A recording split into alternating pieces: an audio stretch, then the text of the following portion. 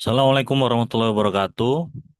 Selamat datang di video pembelajaran perekonomian Indonesia dengan topik kebijakan moneter. Dalam pertemuan kali ini, kita akan membahas bagaimana kebijakan moneter bekerja sebagai salah satu instrumen utama dalam menjaga stabilitas ekonomi makro Indonesia. Kita akan menelusuri kerangka dasar kebijakan moneter, mekanisme transmisinya, serta keterkaitannya dengan kebijakan perekonomian yang lain dan misalnya kebijakan fiskal dan stabilitas sistem keuangan nasional. Nah, untuk memahami urgensinya, mari kita mulai dengan melihat terlebih dahulu tantangan yang dihadapi perekonomian Indonesia saat ini. Nah, dalam slide kita bisa lihat bagaimana tantangan perekonomian eh, dunia dan Indonesia dari tahun ke tahun. Di tahun 60-an kita menghadapi tantangan stabilisasi pasca Perang Dunia. Di tahun 90 hingga 2008, beberapa negara mengalami krisis keuangan di Asia atau kita sebut Great Moderation. Di 2009 hingga 2019 terjadi post GFC recovery atau Global Landscape Shift. Terjadi pergeseran tatanan dunia. Dan di tahun 2020 kita menghadapi penurunan terhadap globalisasi atau diminishing globalization dan kenaikan digitalisasi serta isu pandemi dan bahkan ketegangan geopolitik. Dalam konteks perekonomian Indonesia mengalami pergerakan yang eh, terus bertumbuh dalam dinamika global yang kompleks. Saat ini tantangan utama datang dari tiga sisi, dari global, domestik, dan struktural. Dari sisi global, fluktuasi harga energi dan pangan, perubahan kebijakan moneter negara maju serta The Fed, serta ketegangan geopolitik memberikan tekanan pada nilai tukar rupiah dan inflasi domestik. Eh, dari sisi domestik, pasca pemulihan pandemi masih menghadapi kendala, terutama dalam hal daya beli masyarakat dan produktivitas sektor real, di mana saat ini produktivitas sektor real menurun dan oleh karena itu, sementara itu, digitalisasi ekonomi menuntut perubahan cepat dalam sistem keuangan kebijakan moneter. Dan tantangan lainnya adalah menjaga keseimbangan antara pertumbuhan ekonomi dan stabilitas harga. Ketika ekonomi bertumbuh terlalu cepat, risiko inflasi meningkat. Namun ketika kebijakan moneter terlalu ketat, aktivitas produksi dan konsumsi dapat menurun. Seperti digambarkan dalam bagan yang ada pada slide tersebut. Nah, oleh karena itu, kebijakan moneter perlu bersifat namanya counter cyclical, yaitu menahan ekspansi ketika ekonomi memanas dan memberikan stimulus ketika ekonomi melemah. Nah, untuk memahami bagaimana kebijakan ini bekerja, kita perlu memahami bagaimana struktur dasar perekonomian nasional, khususnya hubungan antar sektor dalam neraca finansial. Nah, dalam neraca finansial, nasional menggambarkan interaksi antara empat sektor utama: rumah tangga, perusahaan, pemerintah, dan sektor eksternal. Nah, rumah tangga berperan sebagai penyedia dana melalui tabungan, perusahaan sebagai pengguna dana untuk investasi, pemerintah melalui kebijakan fiskal dan sektor eksternal melalui ekspor impor serta aliran modal internasional. Nah, dalam konteks kebijakan moneter, seperti yang digambarkan dalam diagram yang ada pada slide, Bank Indonesia perlu memastikan, kalau di dalam slide dituliskan sebagai central bank, Bank Indonesia perlu memastikan bahwa aliran dana dari setiap sektor ini berlangsung secara efisien dan stabil. Nah, ketidakseimbangan seperti defisit sektor pemerintah yang terlalu besar atau defisit transaksi berjalan yang terjadi pada sektor lain dapat mempengaruhi stabilitas nilai tukar dan suku bunga. Oleh sebab itu, neraca finansial menjadi dasar penting bagi perumusan kebijakan moneter yang tepat sasaran. Nah, setelah memahami struktur finansial nasional, kita akan melihat kerangka dasar yang digunakan Bank Indonesia dalam mengelola kebijakan moneter, yaitu Inflation Targeting Framework. Nah, Inflation Targeting Framework ini adalah satu kerangka yang sejak tahun 2005 telah digunakan oleh Indonesia sebagai kerangka utama kebijakan moneter. Dalam sistem ini, sasaran utama Bank Indonesia adalah menjaga inflasi agar tetap rendah dan stabil, bukan secara langsung menargetkan pertumbuhan ekonomi atau nilai tukar. Nah, pemerintah menetapkan target inflasi tahunan, sementara Bank Indonesia menggunakan berbagai instrumen moneter, terutama suku bunga kebijakan, operasi pasar terbuka, dan cadangan wajib giro untuk mencapainya. ITF ini memperkuat akuntabilitas dan transparansi kebijakan moneter. Dengan adanya target yang jelas, masyarakat dan pelaku pasar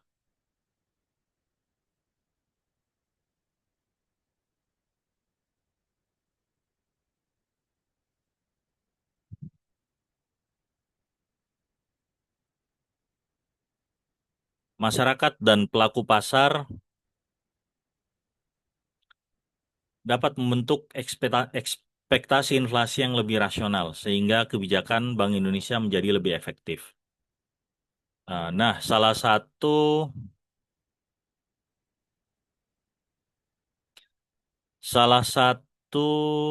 instrumen kunci dalam ITF adalah suku bunga kebijakan yang bekerja melalui mekanisme transmisi moneter.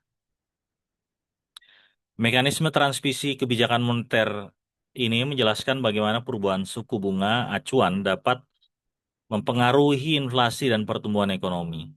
Ketika Bank Indonesia menaikkan suku bunga acuan, biaya pinjaman di sektor perbankan akan meningkat. Konsumsi dan investasi menurun sehingga tekanan inflasi meredah. Atau sebaliknya, ketika Bank Indonesia menurunkan suku bunga, kredit menjadi lebih murah, mendorong ekspansi ekonomi dan peningkatan permintaan secara agregat. Namun, transmisi ini tidak terjadi secara instan. Butuh waktu beberapa kuartal agar perubahan suku bunga dapat mempengaruhi perilaku konsumsi dan investasi masyarakat. Selain itu, efektivitas transmisi juga bergantung pada kepercayaan masyarakat terhadap kebijakan moneter serta kedalaman pasar keuangan nasional. Selain melalui jalur suku bunga, kebijakan moneter juga ditransmisikan melalui berbagai kanal lain, seperti nilai tukar, ekspektasi inflasi, dan juga harga aset.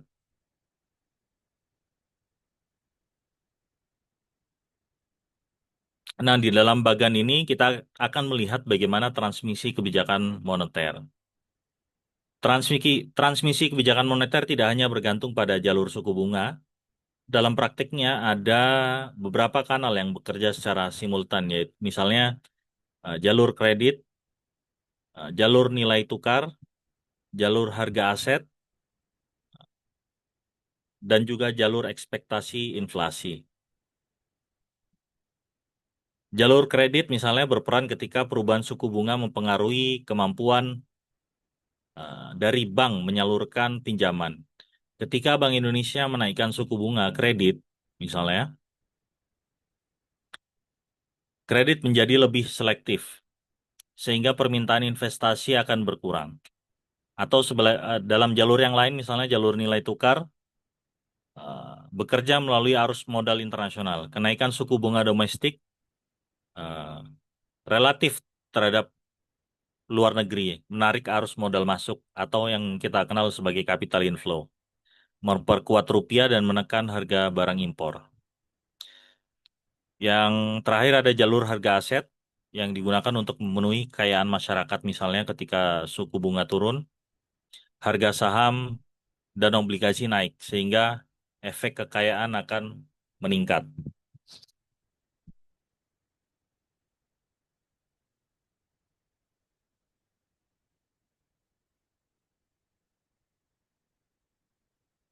Nah, dengan memahami berbagai jalur transmisi ini, kita dapat melihat bahwa efektivitas kebijakan moneter sangat bergantung pada pasar keuangan dan perilaku ekonomi.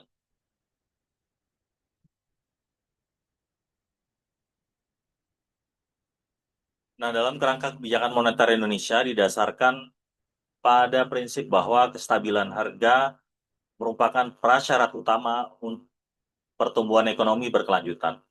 Dalam konteks ini, Bank Indonesia berfungsi sebagai otoritas moneter yang independen, bertugas menjaga stabilitas nilai rupiah, mengendalikan inflasi, dan mengelola nilai tukar. Selain itu, Bank Indonesia juga memiliki mandat untuk mendukung stabilitas sistem keuangan serta memperlancar sistem pembayaran nasional. Untuk mencapai tujuan tersebut, kebijakan moneter dirancang berdasarkan proyeksi inflasi, analisis output gap, dan pemantauan kondisi likuiditas perekonomian. Nah, dalam grafik, dalam slide dijelaskan bagaimana strategi dan instrumen kebijakan akan mempengaruhi pasar uang, permintaan penawaran agregat, juga pasar valuta asing, yang tujuannya adalah mencapai dan memelihara kestabilan nilai rupiah. Nah, dari kerangka dasar ini, kita kemudian mengembangkan sistem yang lebih adaptif melalui pendekatan flexible inflation targeting framework. Nah, dalam flexible ITF framework ini merupakan evolusi dari sistem ITF konvensional. Dalam kerangka ini, sasaran utama tetap inflasi, namun Bank Indonesia diberikan fleksibilitas untuk mempertimbangkan stabilitas sistem keuangan dan pertumbuhan ekonomi. Misalnya, perubahan harga minyak dunia dan kebijakan suku bunga The Fed atau arus modal jangka panjang atau arus modal jangka pendek dapat mempengaruhi nilai tukar dan inflasi domestik. Dengan kerangka yang fleksibel, Bank Indonesia dapat menyesuaikan respon kebijakannya agar tidak menimbulkan volatilitas berlebihan di pasar keuangan tanpa meninggalkan sasaran inflasi jangka menengah. Salah satu indikator penting yang digunakan dalam kerangka ini adalah hubungan antara BI rate dan tingkat inflasi aktual. Bisa kita lihat pada slide bahwasanya BI rate yang dikenal sebagai BI 7-day reverse atau repo rate adalah instrumen utama dalam kebijakan moneter Indonesia. Ketika inflasi meningkat, BI biasanya merespon dengan menaikkan suku bunga acuan untuk menurunkan tekanan permintaan. Sebaliknya, ketika inflasi rendah atau pertumbuhan ekonomi melemah, Bank Indonesia menurunkan suku bunga untuk mendorong aktivitas ekonomi. Secara empiris, data periode 2005 hingga 2023 menunjukkan bahwa kenaikan BI rate diikuti dengan penurunan inflasi beberapa bulan kemudian. Bukti bahwa mekanisme transmisi bekerja meskipun dengan jeda waktu tertentu atau dikenal dengan namanya time lag. Nah, tantangannya bagi otoritas moneter adalah menjaga keseimbangan antara pengendalian inflasi dan dukungan terhadap pertumbuhan ekonomi agar tidak menimbulkan policy trade-off yang merugikan sektor real. Dalam konteks ekonomi terbuka, kebijakan suku bunga dan nilai tukar saling mempengaruhi dan menghadirkan apa yang disebut trilema kebijakan moneter. Nah, bisa kita lihat bahwasanya trilema atau impossible trinity menjelaskan bahwa suatu negara tidak dapat sekaligus mempertahankan tiga hal. Yang pertama, kebijakan moneter yang independen. Yang kedua, stabilitas nilai tukar dan kebebasan arus modal internasional. Negara harus memilih dua dari tiga sasaran tersebut. Misalnya Indonesia harus memilih kombinasi kebijakan moneter yang independen dan arus modal yang relatif bebas dengan nilai tukar yang dibiarkan mengambang secara terkendali atau manage float. Pendekatan ini memberikan ruang bagi Bank Indonesia untuk menyesuaikan suku bunga domestik sesuai kondisi ekonomi tanpa terikat sepenuhnya pada pergerakan mata uang global. Bisa kita lihat pada slide bagaimana dampak pada beberapa kasus, ada kasus 1, kasus 2, dan kasus 3, hingga kasus 4. Kasus 1, kebijakan moneternya ekspansif dalam rezim nilai tukar fleksibel dan perfect capital mobility. Kasus 2, kebijakan moneternya ekspansif dalam rezim nilai tukar tetap dan perfect capital mobility. Pada kebijakan 1, kebijakan moneternya bersifat efektif. Sedangkan pada kebijakan 2, bisa kita lihat bahwasanya kebijakan moneter tidak efektif. Begitu juga kalau kita lihat di kebijakan kasus 3 dan kasus 4. Di kasus 3, kebijakan moneter ekspansif dalam rezim nilai tukar fleksibel dan perfect capital control. Dalam hal ini kebijakan moneternya berlangsung efektif. Sedangkan pada kebijakan 4, kebijakan moneternya berlangsung tidak efektif karena kebijakan moneter ekspansif dalam rezim nilai tukar tetap dan perfect capital control. Nah, namun pengalaman krisis menunjukkan bahwa stabilitas moneter saja tidak cukup. Diperlukan juga stabilitas sistem keuangan secara keseluruhan.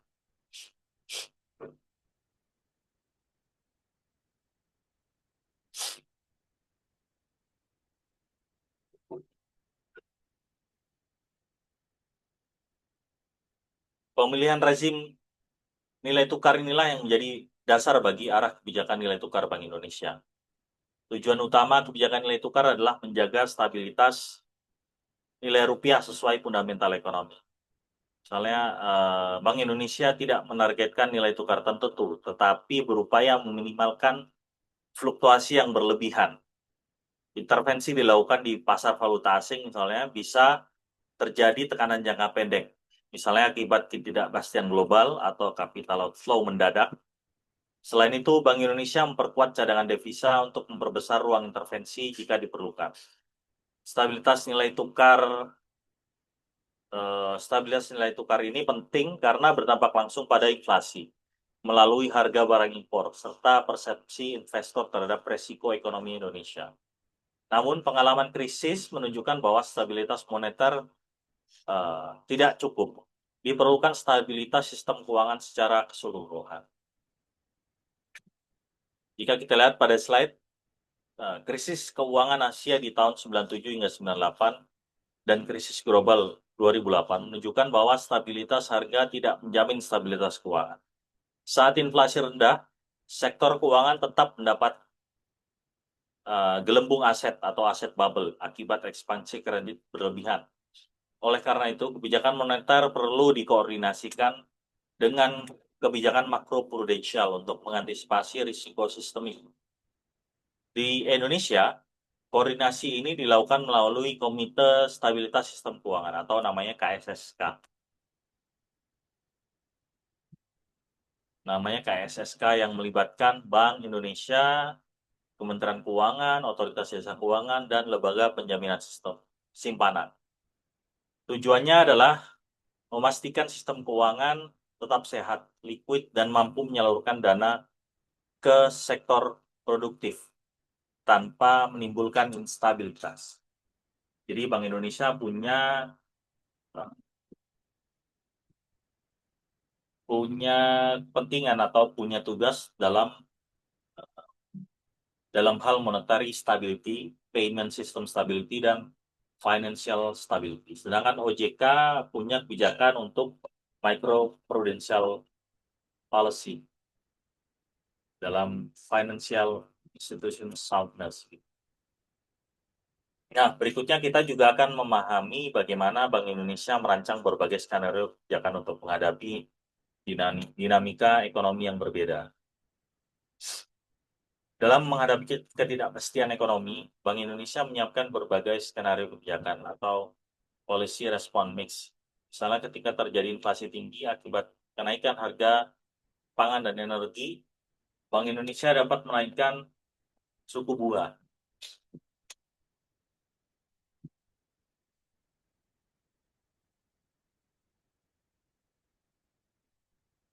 Bank Indonesia dapat menaikkan eh,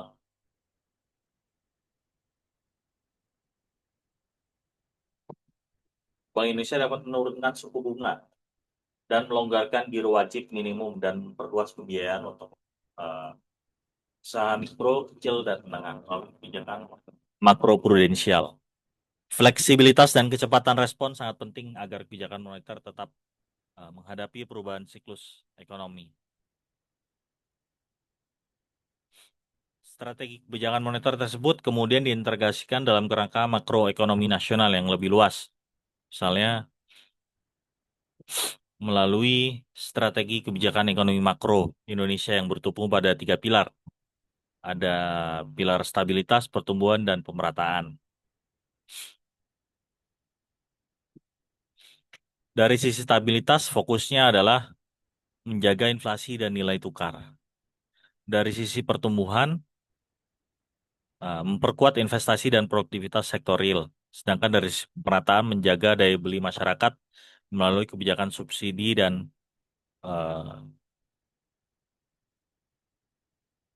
dan sosial. Untuk mencapai keseimbangan ini, koordinasi antara kebijakan fiskal, moneter, perdagangan, dan tenaga kerja sangat penting. Pemerintah mengelola belanja dan pajak, sementara Bank Indonesia mengelola suku bunga, likuiditas, dan nilai tukar agar arah kebijakan keduanya saling mendukung. Karena itu,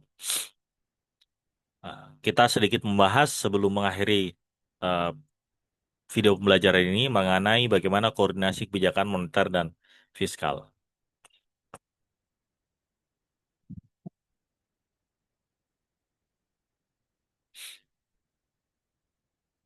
Nah, koordinasi antara kebijakan fiskal dan moneter merupakan kunci efektivitas kebijakan makro.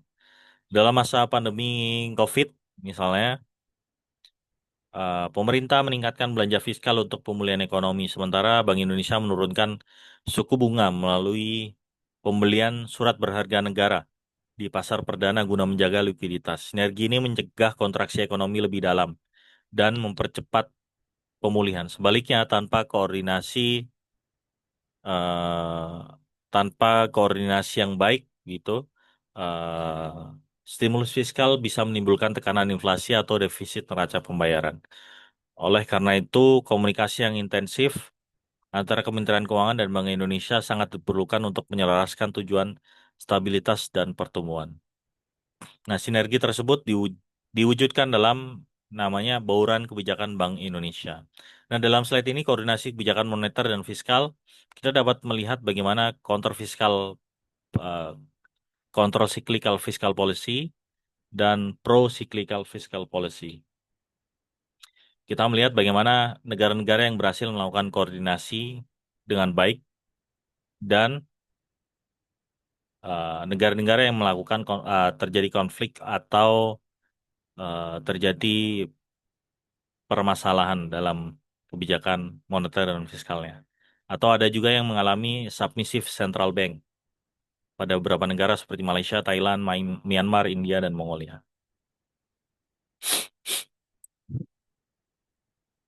Nah, policy mix Bank Indonesia itu mencakup 4 pilar utama. Yang pertama adalah kebijakan moneter. Fungsinya adalah menjaga stabilitas dan nilai tukar. Kedua, kebijakan makroprudensial. Ketiga, kebijakan sistem pembayaran. Dan keempat, kebijakan internasional.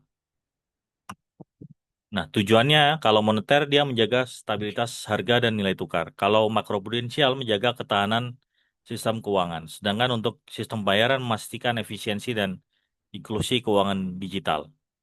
Sedangkan untuk kebijakan internasional, tujuannya adalah memperkuat ketahanan eksternal melalui kerjasama regional dan bilateral. Nah, keempat pilar ini at- bekerja secara bersama-sama dalam keterbukaan dan integrasi ekonomi untuk menjaga produk domestik bruto, inflasi, nilai tukar, atau kita secara global kita sebut menjaga stabilitas dan mendukung pertumbuhan ekonomi yang berkelanjutan. Nah, setelah menelusuri berbagai instrumen dan mekanisme kebijakan moneter, kita akan menutup pembahasan dengan kesimpulan utama. Yang pertama, dari keseluruhan pembahasan, kita dapat menyimpulkan bahwa kebijakan moneter memegang peranan sentral dalam menjaga kestabilan perekonomian Indonesia. Melalui penerapan Flexible Inflation Targeting Framework, Bank Indonesia berupaya mengendalikan inflasi, menjaga nilai tukar, dan memastikan sistem keuangan tetap stabil. Namun, keberhasilan kebijakan ini bergantung pada koordinasi dengan kebijakan fiskal, kredibilitas institusi, serta kedisiplinan pelaku ekonomi dalam merespon sinyal kebijakan. Dengan pemahaman yang baik mengenai mekanisme moneter, mahasiswa diharapkan mampu menganalisis bagaimana setiap perubahan kebijakan mengaruhi variabel makroekonomi, seperti inflasi, pertumbuhan, dan pengangguran. Terima kasih. Assalamualaikum warahmatullahi wabarakatuh.